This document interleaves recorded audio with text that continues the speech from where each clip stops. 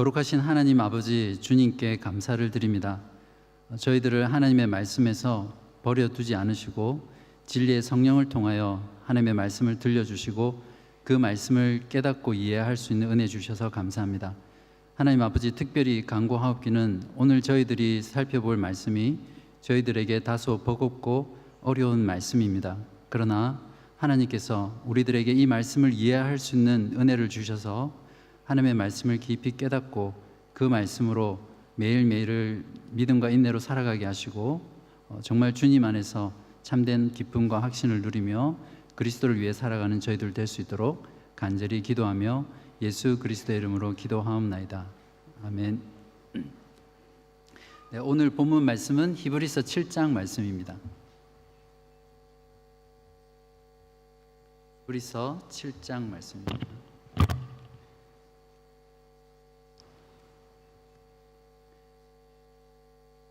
이 멜기세덱은 살렘 왕이요 지극히 높으신 하나님의 제사장이라. 여러 왕을 쳐서 죽이고 돌아오는 아브라함을 만나 복을 빈 자라. 아브라함이 모든 것의 10분의 1을 그에게 나누어 주니라. 그 이름을 해석하면 먼저는 의의 왕이요 그 다음은 살렘 왕이니 곧 평강의 왕이요 아버지도 없고 어머니도 없고 족보도 없고 시작한 날도 없고 생명의 끝도 없어 하나님의 아들과 닮아서 항상 제사장으로 있느니라. 이 사람이 얼마나 높은가를 생각해 보라. 조상 아브라함도 노략물 중 10분의 1을 그에게 주었느니라. 레위의 아들들 가운데 제사장의 직분을 받은 자들은 율법을 따라 아브라함의 허리에서 난 자라도 자기 형제인 백성에게서 10분의 1을 취하라는 명령을 받았으나 레위 족보에 들지 아니한 멜기세덱은 아브라함에게서 10분의 1을 취하고 약속을 받은 그를 위하여 복을 빌었나니 논란의 여지 없이 낮은 자가 높은 자에게서 축복을 받느니라. 또 여기는 죽을 자들이 10분의 1을 받으나 저기는 산다고 증거를 얻은 자가 받았느니라. 또한 10분의 1을 받는 레위도 아브라함으로 말미암아 10분의 1을 바쳤다고 할 수 있나니 이는 멜기세덱이 아브라함을 만날 때에 레위는 이미 자기 조상의 허리에 있었습니다. 레위 계통의 제사 직분으로 말미암아 온전함을 얻을 수 있었으면 백성이 그 아래서 율법을 받았으니 어찌하여 아론의 반차를 따르지 않고 멜기세덱의 반차를 따르는 다른 한 제사장을 세울 필요가 있느냐? 제사 직분이 바꾸어졌은즉 율법도 반드시 바꾸어지리니 이것은 한 사람도 제단 일을 받들지 않는 다른 지파에 속한 자를 가리켜 말한 것이라. 우리 주께서는 유다로부터 나신 것이 분명하도다. 이 지파에는 모세가 제사장들에 관하여 말한 것이 하나도 없고 멜기세덱과 같은 별다른 한 제사장이 일어난 것을 보니 더욱 분명하도다. 그는 육신에 속한 한 계명의 법을 따르지 아니하고 오직 불멸의 생명의 능력을 따라 되었으니 증언하기를 내가 영원히 멜기세덱의 반차를 따르는 제사장이라 하였도다. 전에 있던 계명은 연약하고 무익함으로 패하고 율법은 아무것도 온전하게 못할지라. 이에 더 좋은 소망이 생기니 이것으로 우리가 하나님께 가까이 가느니라. 또 예수께서 제사장이 되신 것은 맹세 없이 된 것이 아니니 그들은 맹세 없이 제사장이 되었으되 오직 예수는 자기에게 말씀하신 이로 말미암아 맹세로 되신 것이라. 주께서 맹세하시고 뉘우치지 아니하시리니 내가 영원히 제사장이라 하셨도다. 이와 같이 예수는 더 좋은 언약의 보증이 되셨느니라. 제사장 된 그들의 수요가 많은 것은 죽음으로 말미암아 항상 잊지 못함이로되 예수는 영원히 계심으로 그 제사장 직분도 갈리지 아니하느니라. 그러므로 자기를 힘입어 하나님께 나아가는 자들을 온전히 구원하실 수 있으니 이는 그가 항상 살아계셔서 그들을 위하여 간구하심이라. 이러한 대제사장은 우리에게 합당하니 거룩하고 악이 없고 더러움이 없고 죄인에게서 떠나 계시고 하늘보다 높이 되시니라. 그는 저 대제사장들이 먼저 자기를 위하고 다음에 백성의 죄를 위하여 날마다 제사 드리는 것과 같이 할 필요가 없으니 이는 그가 단번에 자기를 드려 이루셨음이라. 율법은 약점을 가진 사람들을 제사장으로 세웠거니와 율법 후에 하신 맹세의 말씀은 영원히 온전하게 되신 아들을 세우셨느니라. 아멘. 네, 오늘은 우월하신 예수 그리스도의 은혜의 비라는 그런 제목으로 말씀을 전하려고 합니다.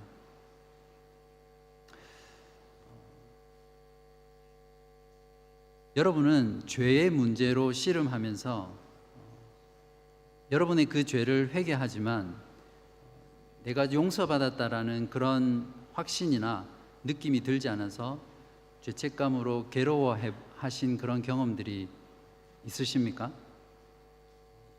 여러분 가운데 하나님께 나아가서 회개를 통해서 하나님의 용서하심을 확신하고 그것으로 인해서 자유롭게 되고 기뻐하며 감사했던 그러한 경험이 언제 가장 마지막에 했던 경험이었습니까?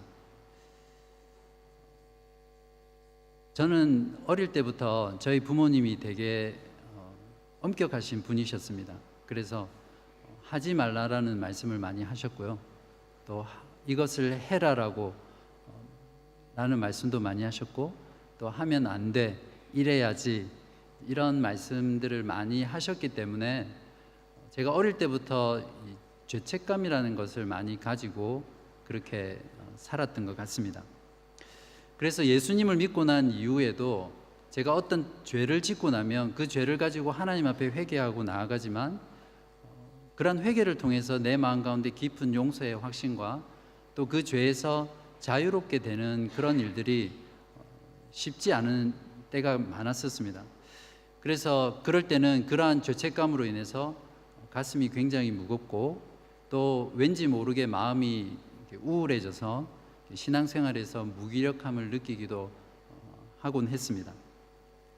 분명히 머리로는 하나님께서 나를 그리스도 안에서 용서해 주셨다라고 알고 있지만 제 가슴으로는 내가 이런 죄를 지었는데 내가 이래도 하나님께서 용서해 주실까라는 그런 마음의 동의가 잘 되지 않아서 그 죄의 문제와 몇 날 며칠, 어떤 경우는 몇 달 동안 씨름하면서 고통스러워했던 그런 경험들이 있었습니다.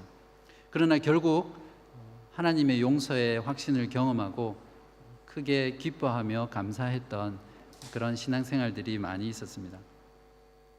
그래서 제가 성경 가운데서 참 많이 위로받고 공감하고 있는 말씀이 있습니다.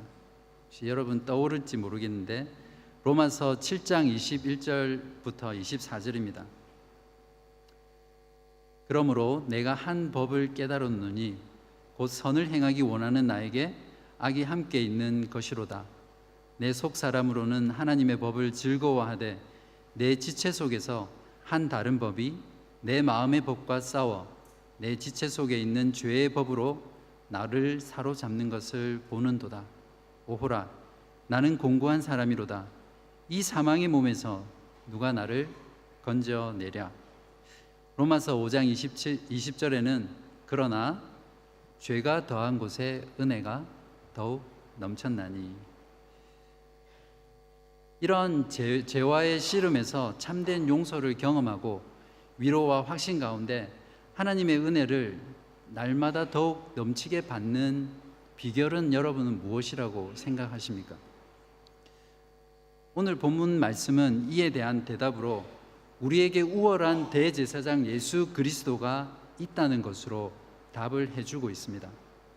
오늘 말씀을 통해 우리의 우월하신 대제사장 예수 그리스도께서 어떻게 우리 죄를 사하시고 우리를 구원하셨는지를 마음 가운데 깊이 깨닫고 여러분 가운데 지금 죄와 씨름하면서 회개 가운데 나아간 여러분들께 하나님의 큰 위로와 확신이 있기를 바라고요.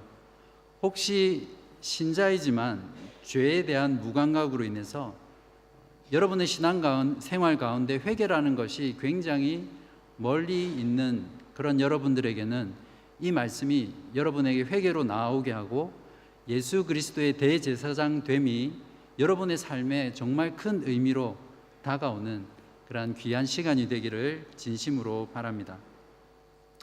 자, 그러면 예수님의 어떤 우월하심 때문에 예수님께서는 우리의 죄를 사하시고 우리를 구원하십니까?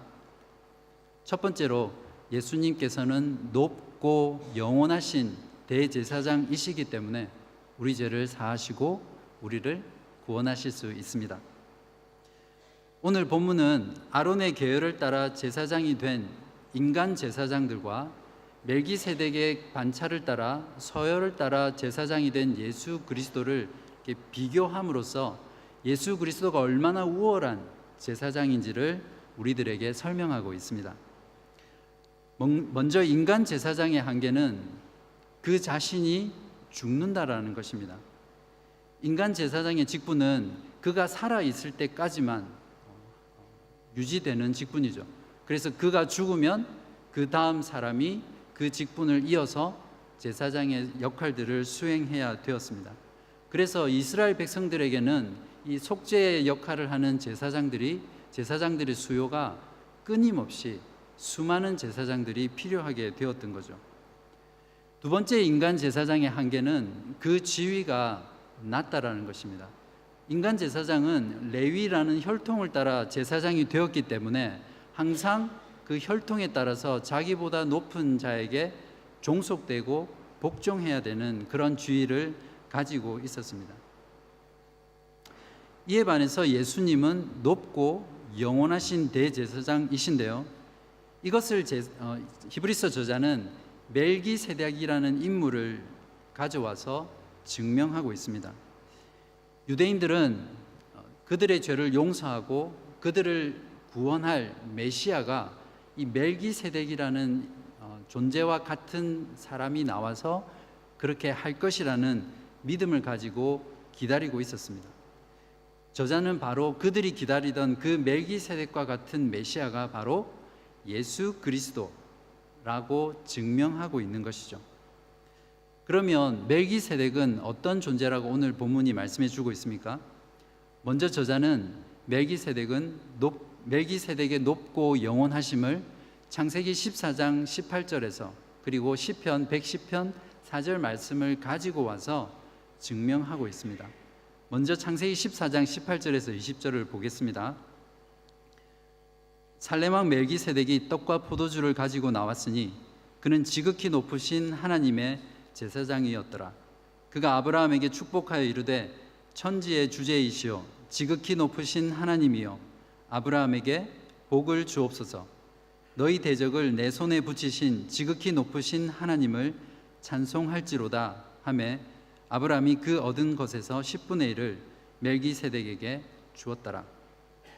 저자는 이 본문을 히브리서 7장 1절과 2절에서 해석을 하고 있는데요, 이렇게 하고 있습니다. 이 멜기세덱은 살렘 왕이요 지극히 높으신 하나님의 제사장이라. 여러 왕을 쳐서 죽이고 돌아오는 아브라함을 만나 복을 빈 자라. 아브라함이 모든 것의 10분의 1을 그에게 나누어 주니라. 그 이름을 해석하면 먼저는 의의 왕이요 그 다음은 살렘 왕이니 곧 평강의 왕이요. 멜기세덱이 지극히 높은 이유는 그가 왕이면서 동시에 제사장이라는 것입니다.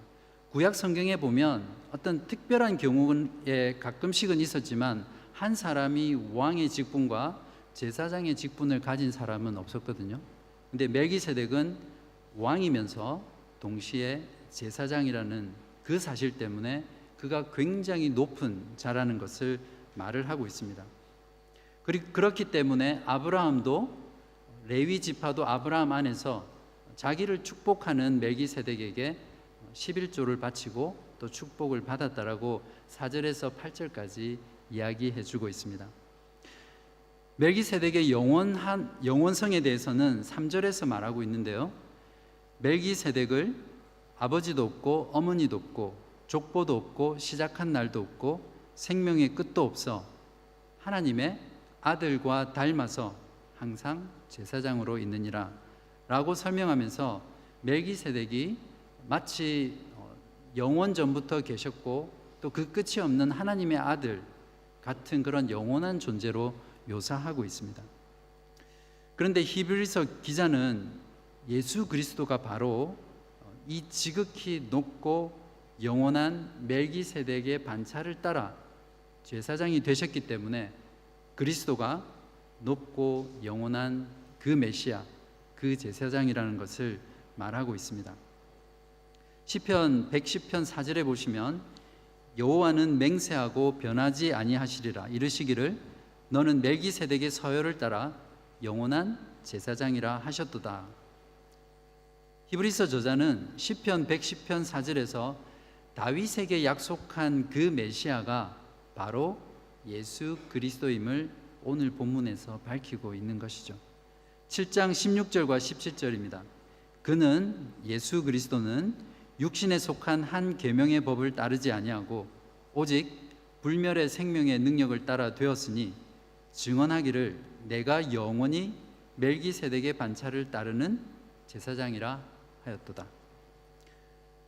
그렇기 때문에 예수님께서는 멜기세덱이 모형하는 그 실체로 오신 분이기 때문에 예수 그리스도야말로 자기 백성을 의와 평화로 다스리는 왕이시면서 영원토록 자기 백성과 하나님 사이를 중보할 수 있는 영원한 대제사장이라고 저자는 이야기를 하고 있습니다. 또한 예수님의 그 영원하심 때문에 우리에게는 인간 제사장처럼 그들의 죽음으로 인해서 계속 바뀌어야 하는 그들처럼 수많은 제사장이 필요한 것이 아니라 오직 한 분 대제사장이신 영원한 예수 그리스도만 있으면 되는 것입니다. 이러한 사실을 23절과 24절에서 제사장 된 그들의 수요가 많은 것은 죽음으로 말미암아 항상 잊지 못함이로되 예수는 영원히 계심으로 그 제사장 직분도 갈리지 아니하느니라 라고 잘 설명해 주고 있습니다. 19절에서는 예수님께서 높고 영원한 대제사장이라는 사실로 인해서 우리가 더 좋은 소망을 가지고 하나님께 나아갈 수 있게 되었다고 말하면서 그 소망의 참된 근거를 예수 그리스도께서 하나님 보좌 앞에서 영원토록 강구하시는 영원한 대제사장이라는 것을 밝혀주고 있습니다. 25절에 보시면 그러므로 자기를 힘입어 하나님께 나아가는 자들을 온전히 구원하실 수 있으니 이는 그가 항상 살아계셔서 그들을 위하여 간구하심이라. 이처럼 예수님께서 높으시고 영원한 대제사장이라는 그 우월함 때문에 예수님께서는 우리의 죄를 용서하시고 우리를 구원하실 수 있는 분이십니다. 두 번째 예수 그리스도의 우월하심은 예수님께서는 죄가 없으신 거룩한 대제사장이시라는 것입니다. 인간 제사장이 가진 또 다른 본질적인 한계는 속죄를 행하는 속죄의 제사를 하는 그 제사장 자신도 동일한 죄인이라는 것이죠. 레위기 10장 1절과 2절에 보시면 제사장 자신이 하나님께 죄를 범함으로 즉 잘못된 방법으로 제사를 드림으로 인해서 하나님께 죽임을 당하는 사건이 나오거든요. 여러분도 아마 잘 아실 건데 아론의 아들 나답과 아비후가 레위기 10장 1절과 2절입니다. 아론의 아들 나답과 아비후가 각기 향로를 가져다가 여호와께서 명령하시지 아니하신 다른 불을 담아 여호와 앞에 분향하였더니 불이 여호와 앞에서 나와 그들을 삼키매 그들이 여호와 앞에서 죽은지라. 이것이 다른 사람의 죄를 속죄하는 인간 제사장이 가진 큰 한계입니다. 그래서 대제사장은 언제나 백성들의 죄를 속죄하는 제사를 치르기 전에 자신의 죄를 위한 제사를 먼저 드린 다음에서야 백성들을 위한 제사를 드릴 수 있었습니다. 그러나 우리의 대제사장 되신 예수 그리스도께서는 죄가 없으시고 거룩한 분이십니다. 만일 예수님께서 죄가 있으신 분이라면 그분은 우리의 죄를 위해서 죽으실 수 없는 분이시죠.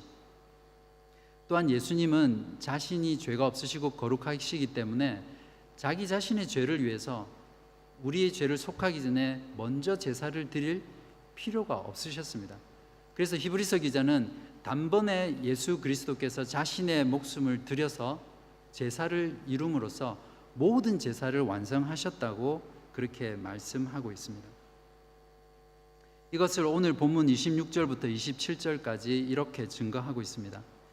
이러한 대제사장은 우리에게 합당하니 거룩하고 악이 없고 더러움이 없고 죄인에게서 떠나 계시고 하늘보다 높이 되시니라.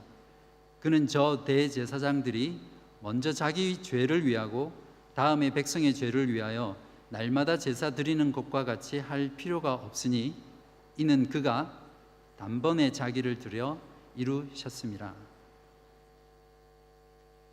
세 번째 예수 그리스도의 대제사장 되심의 우월하심은 예수님께서는 하나님께서 맹세로 보증하셔서 제사장이 되셨다는 사실입니다. 그렇기 때문에 예수님은 우리의 죄를 사하시고 구원하실 수 있으십니다. 이것은 예수님이 대제사장이 되신 것은 언제나 약속에 신실하고 반드시 지키시는 하나님께서 맹세로 보증하셨다라는 것을 의미합니다.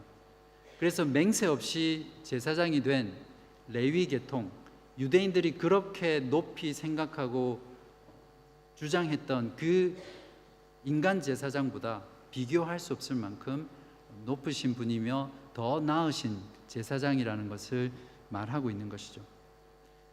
그러면 어디에서 하나님께서 맹세하셨습니까?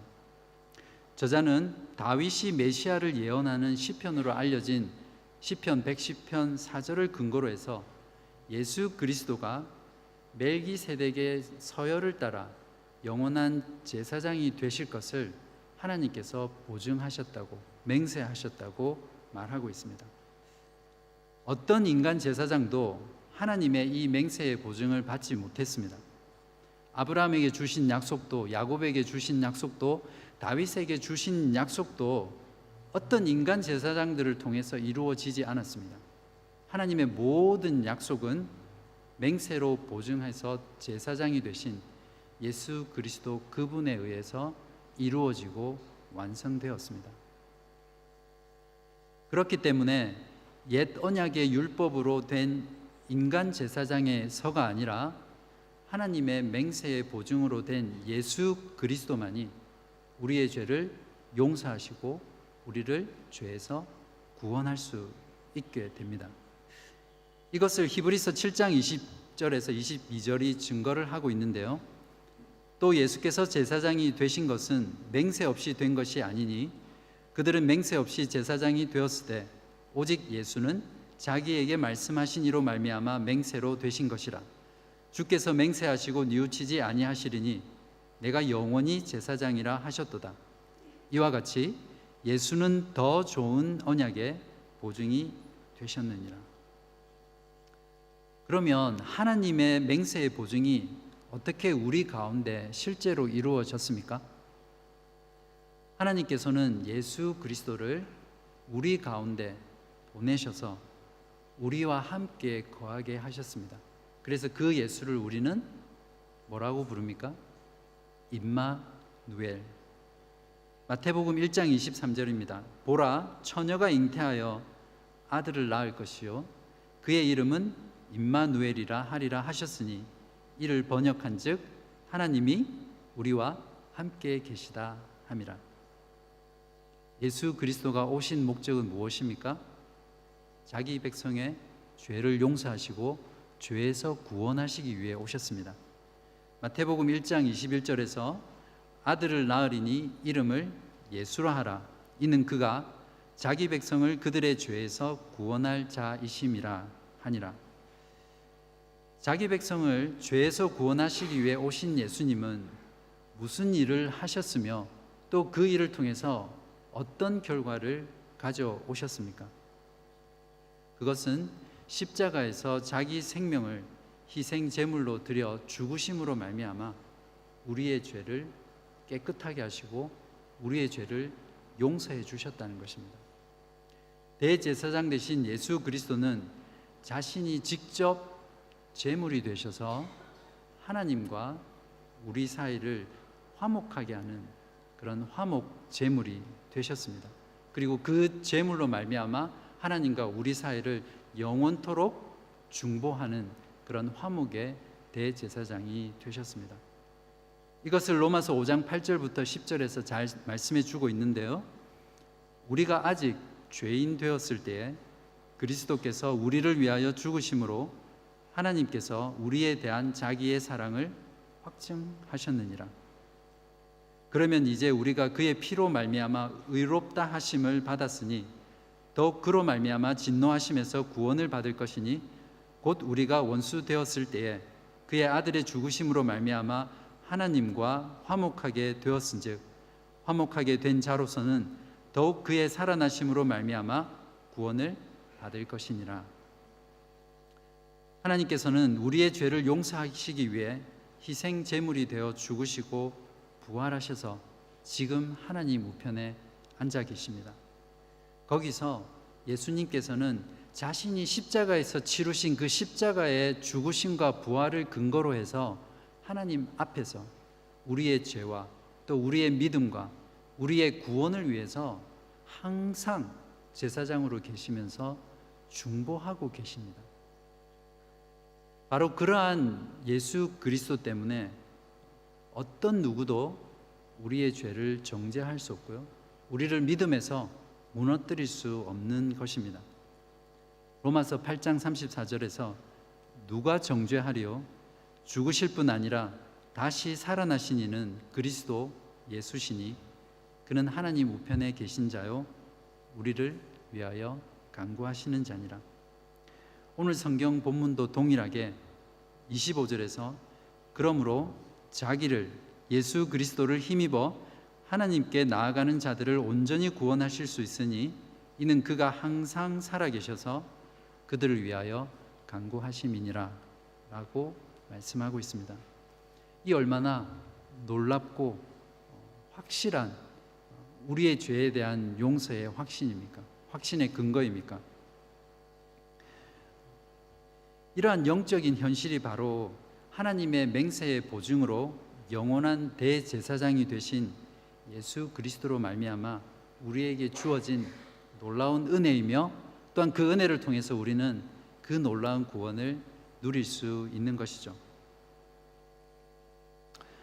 사랑하는 교우 여러분, 지금 여러분은 죄와 씨름하고 계십니까? 그렇다면 여러분은 어떻게 그 죄의 문제로 씨름하고 있는 그 죄에서 내가 용서받았다라는 것을 확신하고 계십니까? 또한 그러한 용서의 확신을 얻기 위해서 여러분은 지금 어떻게 하고 계십니까? 또한 무엇을 의지하고 계십니까? 히브리서 독자들이 있었던 교회 안에서 그리스도에 대한 믿음을 버리고 유대교로 떠났던 그 배교자들에게는 언제나 유대교가 더 현실적이고 그리고 더 손에 만져지고 가슴에 와닿고 있어 보이는 그런 종교였습니다. 왜냐하면 유대교에는 여전히 제사장이 있었고 제사장이 드리는 제사의식이 있었으며 또한 죄를 정결하게 하는 정결 예식이 있었고 11조 같은 것들이 있었습니다. 더 경건해 보이고 더 성숙해, 더 그럴듯하게 보이는 그 유대교를 향해서 그들은 그리스도에 대한 신앙을 버리고 떠났던 것이죠. 그러나 그러한 것들로는 이 세상의 그 어떤 누구도 결코 구원을 받을 수 없습니다. 혹시 우리들 가운데서도 죄 용서의 확신과 또한 내 안에 있는 그런 죄책감의 문제를 해결하기 위해서 더 착하게 살고 아니면 더 열심히 교회 생활하고 더 많이 성경 보고 더 많이 기도하고 더 많이 전도하면 내가 용서받았다는 확신을 가지고 죄책감에서 해방될 수 있을까? 그런 추구를 하고 계신 분은 없습니까? 아니면 예수 그리스도를 떠나서 다른 교리나 다른 신앙을 찾아서 그러한 신앙의 주변에 변두리를 헤매고 있는 분은 계시지 않습니까? 지난 10년간 개신교에서 천주교로 개종한 사람들이 너무 많다고 합니다. 또한 오늘날 이단 종파가 급성장하는 이유들이 바로 예수 그리스도를 떠나서 다른 무엇에서 죄 용서와 그 용서에 대한 확신을 찾으려고 하는 신앙 때문이 아닐까요?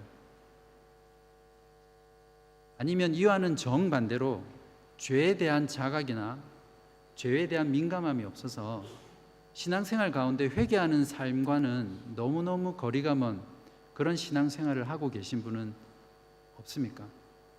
회개를 하더라도 내가 죄를 짓고 회개를 하지 않으면 하나님이 나를 치실까봐, 내 삶을 어렵게 하실까봐 두려워서 무서워서 하나님께 회개하거나, 아니면 회개를 그저 형식적으로 주일 모임 때 앞에 있는 스크린을 보고 그냥 형식적으로 주문을 외우듯이 그렇게 회개하고 계신 분은 없으십니까? 신자는 하나님의 은혜를 공급받지 않으면 살 수 없는 그런 자들입니다. 은혜를 지속적으로 받지 못하는 삶은 물이 없어 모든 생명이 죽어가는 그런 메마른 사막과 광야와 같은 그러한 삶입니다. 여러분은 정말 어떻게 매일매일 하나님의 이 은혜를 공급받으며 살고 계십니까? 그것은 회개하는 삶을 통해서입니다. 회개는 하나님의 마르지 않는 무한한 은혜의 샘에서 그 물을 길러다 마실 수 있는 은혜의 통로입니다. 회개의 과정은 사실 굉장히 고통스럽고 마음이 아픕니다. 그러나 그 회개의 끝에는 항상 은혜의 달콤함이 있기 때문에 회개는 신자들에게 있어 즐거운 경험이 되는 것이죠. 그래서 그 은혜의 달콤함을 맛본 사람은 그것 때문에 다시 회개하게 만들고, 또 회개를 통해서 그 하나님의 은혜를 맛본 사람은 또 더 회개를 하게 되고, 그래서 평생 그 신자의 삶에는 이 회개와 은혜를 경험하는 삶이 계속해서 반복되는 그런 삶이 신자의 삶이라고 할 수 있습니다. 그러므로 신앙생활 가운데 회개 없는 삶이라는 것은 있을 수가 없습니다. 회개는 항상 믿음과 함께 가는 것이죠. 회개하고 믿고, 믿고 회개합니다.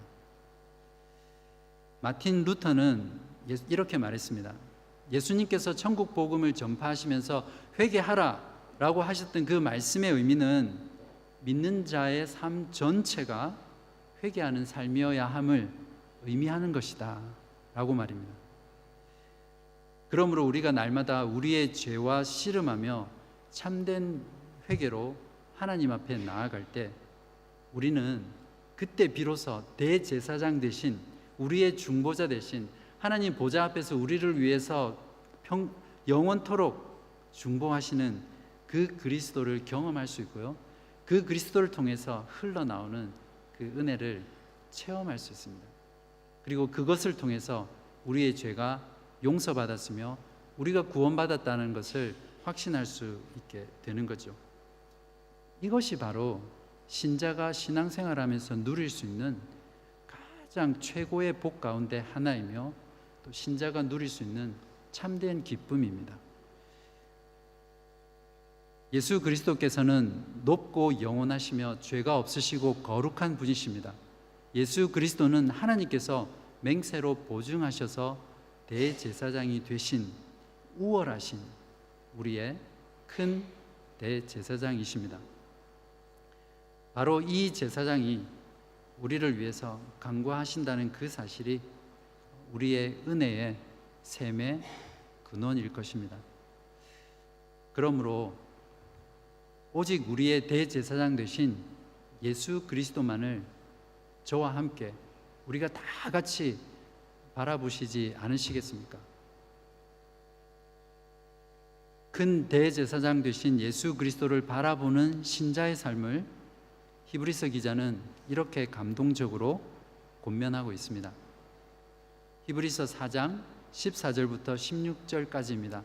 이 부분을 우리의 고백처럼 마음을 담아서 함께 읽어보도록 하겠습니다. 시작. 그러므로 우리에게 큰 대제사장이 계시니 승천하시니 곧 하나님의 아들 예수시라. 우리가 믿는 도리를 굳게 잡을지어다. 우리에게 있는 대제사장은 우리의 연약함을 동정하지 못하실 리가 아니요 모든 일에 우리와 똑같이 시험을 받으신 이로되 죄는 없으시니라. 그러므로 우리는 긍휼하심을 받고 때를 따라 돕는 은혜를 얻기 위하여 은혜의 보좌 앞에 담대히 나아갈 것이니라. 그러므로 우리는 긍휼하심을 받고 때를 따라 돕는 은혜를 얻기 위하여 은혜의 보좌 앞에 담대히 나아갈 것이니라. 날마다 회개하는 삶을 통해 우리의 우월하신 대제사장 되신 예수 그리스도의 은혜에 비해 흠뻑 젖으셔서 여러분 신앙생활 가운데 날마다 기쁨과 그리고 행복한 그런 신앙생활을 하시기를 진심으로 바랍니다. 그래서 여러분의 신앙의 삶이 정말 은혜로 흘러넘치는 그런 복된 인생 되시기를 간절히 바랍니다. 기도하시겠습니다.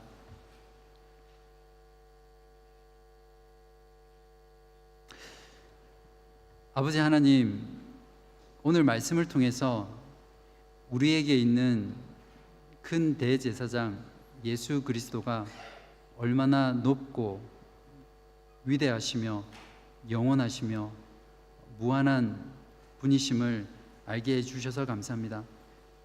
그 예수 그리스도를 힘입어 하나님께 나아갈 수 있는 자가 되게 하신 하나님의 크신 사랑과 은혜에 감사를 드리며 우리가 그 은혜를 얻기 위하여 날마다 우리의 죄의 문제를 들고 회개 가운데 나아가게 하여 주시고 회개의 삶을 통해서 그리스도의 용서하심과 그리스도의 구원을 매일매일 경험하는 그런 복된 인생 될 수 있도록 저희들을 붙잡아 주시옵소서. 우리가 누리는 이러한 놀라운 복을 우리만 누리지 않게 하여 주시고 우리의 사랑하는 가족과 친척과 친구와 그리고 세상을 향하여서 이 복된 구원을, 이 복된 죄의 용서를 전하고 나눌 수 있는 저희 모두 되게 하여 주시기를 예수 그리스도의 이름으로 간절히 기도하옵나이다. 아멘.